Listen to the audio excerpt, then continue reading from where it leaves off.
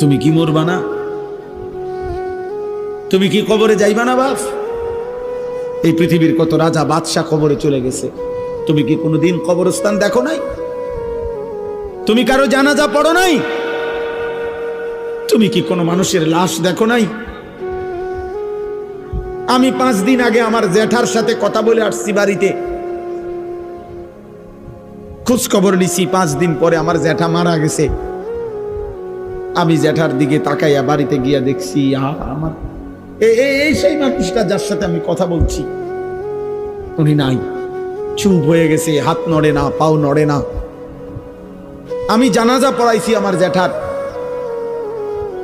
তো জানাজার আগে আমি আমার জ্যাঠার কবরটা খালি, তখন কবরে রাখে নাই। আমি কবরের দিকে তাকাইয়া অনেকক্ষণ 8-10 মিনিট হইব, আমার বাবার কবরের পাশে আমার জ্যাঠার কবর। আমার আব্বা আগে ইন্তেকাল করছে। আমার জ্যাঠার কবরের দিকে তাকাইয়া অনেকক্ষণ খালি কবরের দিকে তাকাইয়া ছিলাম। তাকাইয়া আমার মনে হইল কবর যেন আমারে ডাক দিয়ে বলছে, আনিস,